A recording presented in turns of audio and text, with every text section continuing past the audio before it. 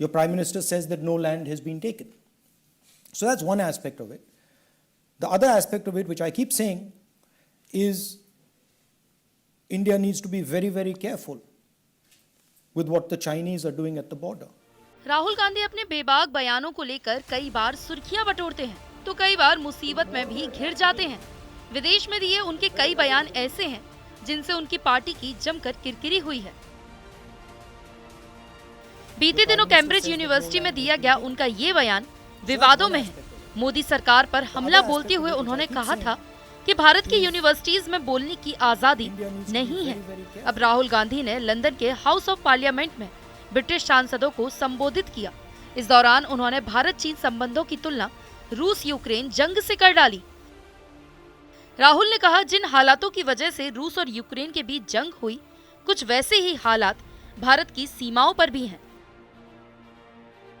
दरअसल चीन नहीं चाहता कि भारत और अमेरिका के बीच द्विपक्षीय संबंध मजबूत हो। चीन के पड़ोसी देशों से अमेरिका की नजदीकियां जिनपिंग को अच्छी नहीं लगती हैं, इसलिए वो आंख तरेरता रहता है। कभी गलवान तो कभी अरुणाचल में घुसपैठ चीन भारत की सीमाओं पर गतिरोध जारी रखता है। राहुल गांधी ने कहा, जैसे रूस को नहीं पसंद कि यूक्रेन पश्चिमी देशों के साथ मेलजोल बढ़ाए। रूस नहीं चाहता था कि यूक्रेन नाटो का हिस्सा बने, लेकिन जब यूक्रेन नहीं माना तो रूस ने उसके खिलाफ सैन्य अभियान छेड़ दिया।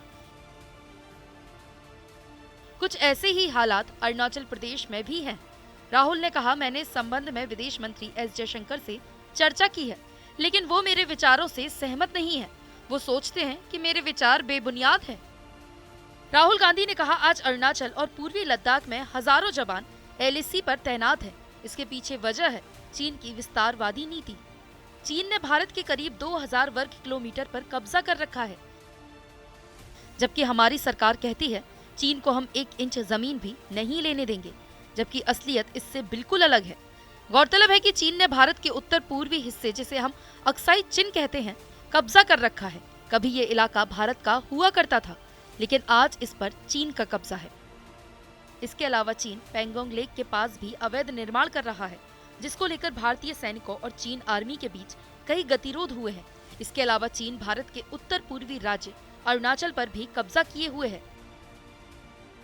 अभी हाल ही में भारतीय सैनिकों ने अरुणाचल में घुसपैठ की साजिश कर रहे चीनी सैनिकों को खदेड़ा था, जबकि जून 2020 में गलवान वैली में हुई हिंसा भी चीनी सैनिकों के उकसावे वाली कार्रवाई थी। हिंसा में 20 भारतीय सैनिक शहीद हुए थे। हालांकि भारत ने भी जवाबी कार्रवाई में चीन के कई सैनिकों को ढेर कर दिया था। गलवान वैली में हिंसा के बाद चीन और भारत के बीच गतिरोध चरम पर पहुंच गया था। बीते 2 सालों में भारत और चीन के बीच कई दौर की बातचीत हुई।